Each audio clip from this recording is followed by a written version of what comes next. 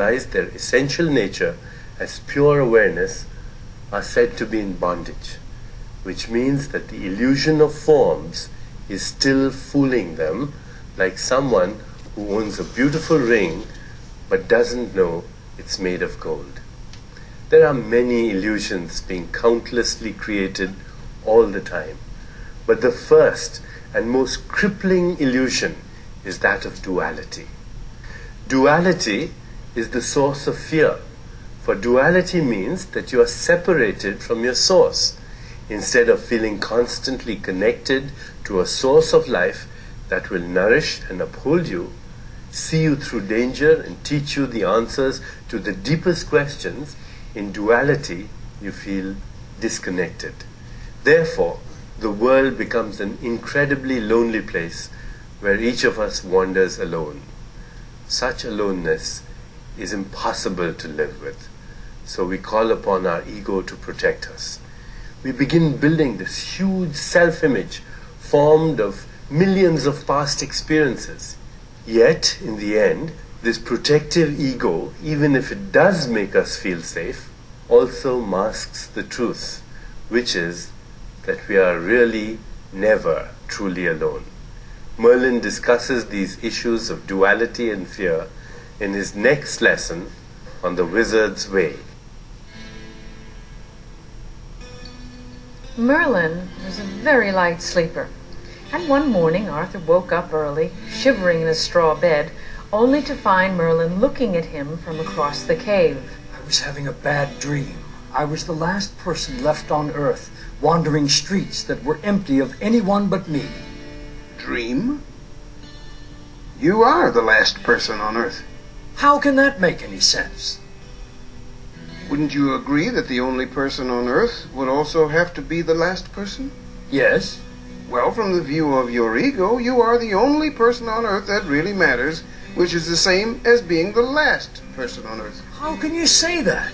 You and I are here together, aren't we? And you've told me about villages and towns that must contain thousands of folk.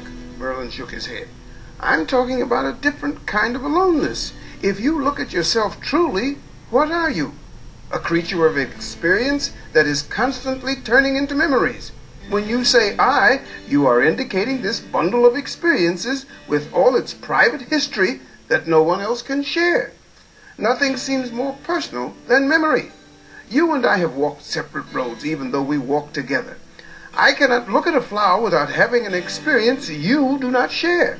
Not a single tear or laugh can truly be given to another. Arthur looked distressed. You make it sound as if everyone is utterly alone and forsaken. Not I. It is the work of the ego that makes you alone, sealing you into a world no one else can enter. But there is another world that everyone can share. The world of love. Arthur looked very surprised and tried to speak, but only succeeded in blushing a deep scarlet. What? Merlin had never used such a word before. Perhaps you have been thinking about love, Merlin said, giving the boy a knowing look. Perhaps we should talk about this unknown thing, love. The boy nodded, grateful that he did not have to bring up the subject himself. Well, first of all, do not be ashamed of your thoughts, because love is a truly important thing. It is the one thing that will bring you out of separation. For the ego cannot create love. It can dream of love and try to control it. It can wish to be saved by love or to push love away. But in truth, love is a mysterious force that ties all beings together. Come with me. At this point, Merlin led Arthur into a clearing where the noon sun shone. In his hand, a candle appeared, which he held up against the sun. Can you see whether it is lit or not? No, because the sun is so bright it makes any candle flame invisible. But look. He held a ball of cotton next to the candle, and it was promptly burned up. What does that have to do with love? Merlin didn't reply. Bending down, he picked a wildflower, a purple gentian that glowed like an emperor's robe, and squeezed 2 drops of its juice onto Arthur's fingers. Taste. Arthur made a face. It's bitter. Merlin nodded his head in satisfaction and led the boy to a nearby pond. Now taste the water. Is any trace of bitterness there? No, but what does that have to do with love? Again Merlin didn't reply, but led the boy into a lush meadow. Sit still. Sit still. Well, of course, Arthur did as he was told. After a moment, a tiny mouse crept onto the grass some yards away. A shadow passed overhead, but before the mouse could move, it was snatched up by an eagle which flew off with its prey to a nest high in the cliffs. Baffled, Arthur burst out, "How horrible!